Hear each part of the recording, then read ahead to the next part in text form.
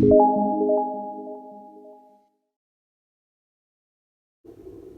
it's Shane McLeod here from Remax Gold in Gladstone. Thanks for dropping by to have a listen to this video. Today I'm going to have a talk about pre-approval for finance. It's a question that I will ask of my buyers when they're ringing me up for inspections on properties.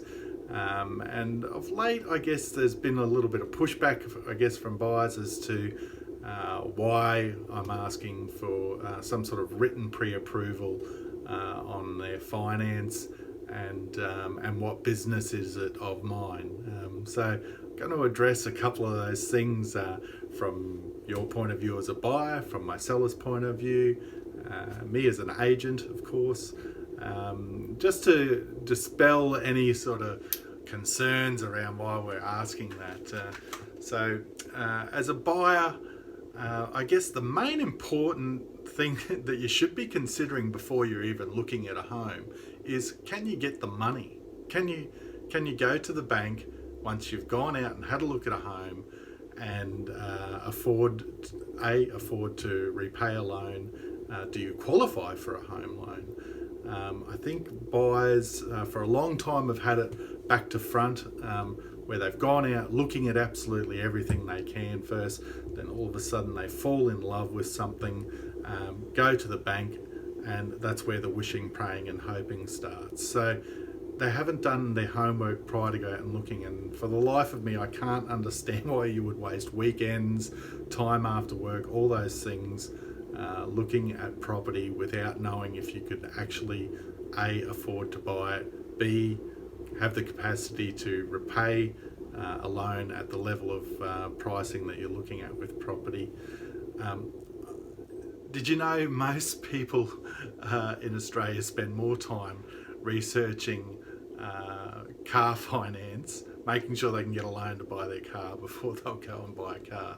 But when it comes to homes, no, we'll just go out and look at property willy-nilly and then just hope that the loan gods fall in our lap when we find the one we love. It's crazy. I just don't understand it. So why would you waste all that time not knowing? I guess is probably the main point for yourself to ask yourself before you get out there and start looking at homes.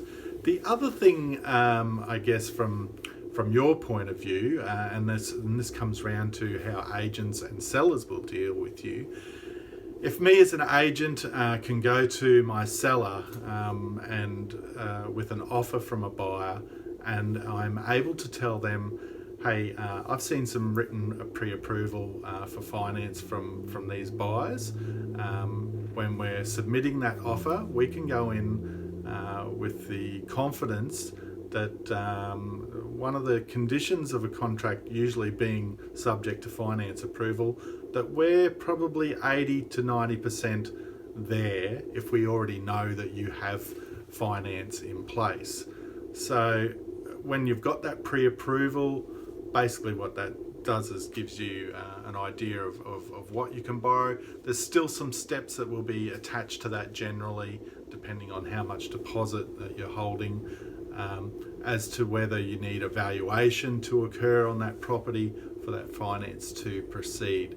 So if you're entering a negotiation with a pre-approval under your belt, who do you think the seller is going to be looking at pretty closely when I'm taking that offer to the table on your behalf? I've got a signed contract in my hands to take to the seller, and I'm able to say, give them all the conditions of it and let them know that the buyer, you, are pre-approved for finance. Geez, that puts you ahead of the pack, particularly if you're looking at multiple offer situations. I work in a market, I guess, where I deal with a lot of first home buyers. There's a little bit of competition around for properties between first home buyers at the moment in that sub 350k range, and more often I'm seeing multiple offer situations come together. So if you've got that pre-approval in place, let me tell you, seller's going to be looking at you a lot harder than old Joe Blow who's walked in and isn't sure if he can get it yet or not. It just makes sense to me that you would rather put yourself in a stronger position to negotiate. I can tell you wholeheartedly as an agent as well. If I know that you're pre-approved, I'm going to fight for you pretty hard to get ahead in these negotiations.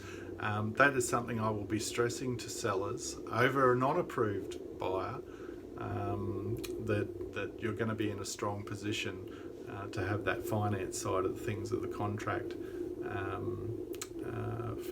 working fairly strongly in your favour.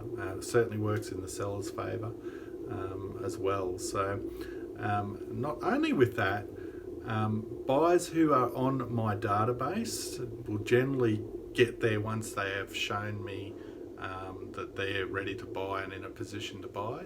So guess who gets calls first and alerts first when I've got property coming up in certain price ranges where those buyers are already pre-approved? Because I'm going out to chase those buyers straight away who I know are pre-approved and are ready to buy. They've shown me they're ready to buy and in a position to buy if I'm taking a property to them and they happen to fall in love with it. They're getting a look at them first. A lot of people come to me later on and say, look, Shane, we didn't even know that was on the market. Well, you haven't seen it yet because I've done my job for my clients and gone out and looked for buyers who are in a position to buy first. That's my job as an agent. It doesn't get any simpler than that.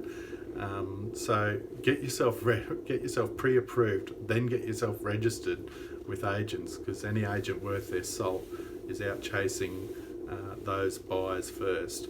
And look, the other reason, particularly at the moment in the current environment with coronavirus, again, if I'm going out to do inspections, I want to know that the people I'm taking out are legitimately ready to buy. I don't want to be putting myself at risk in the current under current health conditions. I don't want to be putting buyers' safety and health at risk. I don't want to be putting my sellers' safety and health at risk, or tenants as well for that matter, with buyers who aren't prepared and ready to buy. We're not just going to be carting people around willy-nilly looking at property because they saw something online and thought, that looks nice, let's go and have a look at it. It's just not going to work that way. So for buyers, it's all for you at the end of the day. It's making sure that you're in a position ready to buy when you find that home and fall in love with it. If I had $50 for every time I had a buyer put a contract down on a property who thought they were in a position to buy and then the finances come back declined, geez, that'd pay for a nice holiday every year.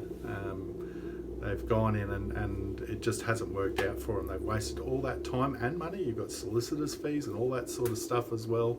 I just don't see why a buyer would put themselves in that situation into the unknown. It's a massive financial transaction. You should be going into it prepared. Certainly a lot better prepared than buying a car. You know, when I was mentioned there before about the people checking out car finance more than they do with home finance. From a seller's point of view, and again, this is talking to both buyers and sellers, if I'm a seller out there at the moment, I want to be sure that when my agent calls me and wants to bring people through my home, that they're in a position to buy. As a seller, they go to a lot of time, trouble and effort most of the time to make sure their home's presented and ready to show in its best light to buyers. So they don't just want any old Joe Blow walking through the house just because they decided they wanted to have a bit of a look around. They want to know that when we're ringing them up and saying, hey, Mr. and Mrs. Seller, I've got some people who are interested in looking at your home. Guess what? Their finance is pre-approved. They are in a position to buy. Sellers jumping for joy. They're happy. They want me to bring those people through. If I can't give them that information, that conversation goes very differently. Well, Shane, if they're not ready to buy, why are we showing them the house? Why am I, spending maybe an hour or so mopping floors, getting everything ready for you to drag people through if we don't even know that they're in a position to buy? So it's part of my job and duty to my sellers to make sure that that I'm asking these questions, and they're now giving me that instruction when we're listing their places for sale. Shane, don't waste my time with people who aren't ready to buy, especially in this climate. But not only in this climate, it should be in any market. They do go to a lot of effort to have their places ready, and that goes for tenants as well. If you're looking at properties that are tenanted, we're putting these people out. It's their home at the end of the day too. We want to be making sure that if we're disrupting this tenant's enjoyment of their property, that we're bringing people through that are genuinely ready to buy, who could be maybe their next landlord as well. So, we've got a bit of a duty of care also to our tenants, and that's for tenants and sellers. The seller has a right to know who's coming into their property. At the end of the day, there's no two ways about that. So we must follow their instructions, and if part of that is knowing who's coming through their property, we know a little bit more about them. It's not just a phone call or a text message that's come through, which I quite often get. Hey mate, just saw that house, can I have a look tomorrow at 4 p.m? Well, we're going to want some more information than that. You're not just going to go, yep, sure, meet you there. It just doesn't work that way. We need to know a little bit more about you, who you are, and if you're ready to buy. You've got to remember you're a complete stranger to somebody who's selling their property at the moment too. So, you wouldn't just let anyone who walked up off the street and knocked on your door and said, mate, can I have a walk through your house? You wouldn't just let them walk through without wanting to know a bit more about them. So in seller's language, if they're letting you into their home, they want to know that you're a buyer, and they want to know that I've got a little bit more information about you rather than a text message. If you are a seller out there on the market at the moment, please make sure your agent is doing these things for you. If they're just dragging people through for the sake of being able to say, hey, we've had 4 people through this week, but they don't know if any of them are in a position to actually buy your property, you need to be having that chat with your agent. They should be qualifying them a lot harder, as I've said a couple of times already, even more so in this environment. Okay, so what is pre-approval? Well, let's start with what it's not. Pre-approval isn't, oh mate, I've been into the bank and had a bit of a chat to them and I've told them what I've earned and they reckon I should be able to borrow up to this much. That's not pre-approval. That's not even close to pre-approval. Any loans, anyone involved in lending money who's sort of telling you that, yeah, sure, you should be able to borrow up to this based on that alone, is just giving you really bad advice. It's just not, it doesn't go into the whole approval process whatsoever, because as anyone knows who has gone through the home loan process, you've got to supply your credit history, you've got to supply pay slips. They go through and do all their credit checks on you. That's how you get your pre-approval. It's based on your complete financial circumstances, not a quick chat over the counter at the local bank branch or a phone call to a broker, whatever it may be. It's also not typing in a few numbers onto a web page for one of the free loan health checks. That doesn't go into your end, doesn't go into anywhere near giving you anything like a pre-approval. It gives you a very basic outline as to what you might be able to borrow based on the information you've given them. It's not until you've given them all of your information that they've got a clear picture of your ability to repay a home loan and how much you can borrow. Once you've done all that, once you've actually make an appointment, go and see a lender or a broker and sit down with them and go over your complete financial circumstances and get them to perform the pre-approval process. If they're telling you to go out and have a look at the property, then come back and see us, bad advice. That's not pre-approval either. I want to see something written. I want to see something that has you going to a broker or a lender, having gone through that whole process of giving them the information that they need to determine how much you can borrow. And yes, you can go and start looking at homes up to whatever amount it is, and then you're able to put a contract on a place confidently with that pre-approval in place. So the other thing I guess I would stress also at the moment in the current climate is lenders' conditions have changed again a little through all this. So your occupation and those sorts of things have changed a lot on what lenders will loan to who, is what my broker is telling me at the moment. So if you have already got a current pre-approval in place, make sure that you're keeping in touch with your lender or your broker and seeing if any of the conditions of your pre-approval have changed as well, or ask them to keep you up to speed with anything that might change your status with your pre-approval. Because I have had one case recently where the buyer had already got their pre-approval in place. All this business with the coronavirus happened. It did change the lending criteria that his particular lender through that broker was offering, so that if he had put down a contract based on his previous pre-approval, he would have been declined based on that. They had to go out to another lender at the end of the day, and found their finance through a different lender and some different conditions attached. So just be very mindful of that if you have already got your pre-approval in place too, that you're keeping up to speed with those changes. If you are looking around, I recommend getting out and having a chat to a broker.